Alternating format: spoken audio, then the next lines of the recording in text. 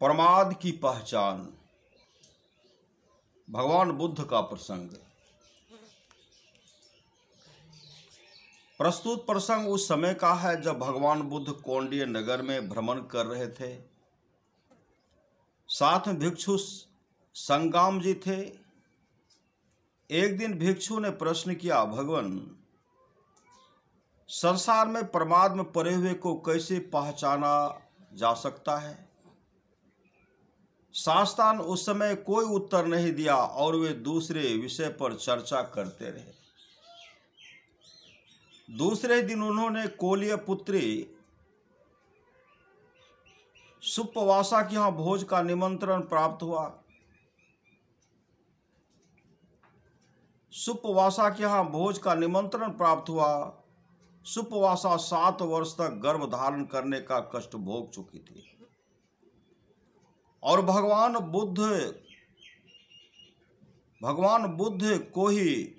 बुद्ध की ही कृपा से उसे इस कष्ट से छुटकारा मिला था।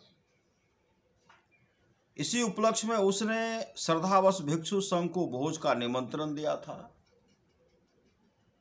भोजन करते समय तथागत ने देखा कि सुप्पवासा का पति नवजात शिशु को लिए समीप ही खड़ा है। बालक 7 वर्ष तक गर्भ में रहने के कारण विकसित तथा सुंदर भी था। बालक अपने मां के पेट गर्भ में 7 वर्षों तक रह गया।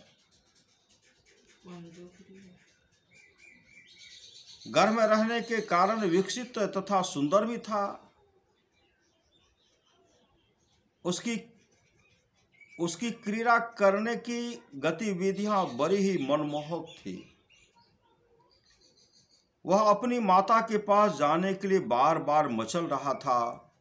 भगवान बुद्ध ने मुस्कुराते हुए सुप्पवासा से प्रश्न किया, बेटी, यदि तुझे ऐसे ही पुत्र और मिले तो तू कितने पुत्रों का कामना कर सकती है?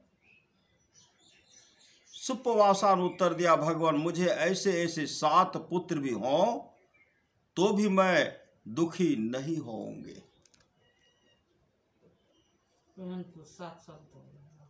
हाँ, 7 साल और 7 पुत्र हो जाए, लगभग 49 इतने वर्ष तक भी।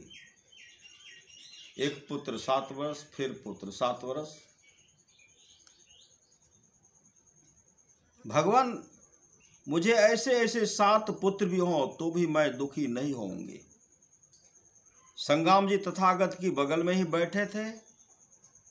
उन्हें आश्चर्य हुआ कि कल तक जो प्रसव की पीड़ा से बुरी तरह व्याकुल थी, कल प्रसव की पीड़ा से बुरी तरह व्याकुल थी, आज एक नहीं 7 पुत्रों की कामना कर रही है। भगवान बुद्ध उनके मन की बात जान गए। बोले, तुम्हारे कल के प्रश्न का यही उत्तर है। श्री सद्गुरु महाराज की जय।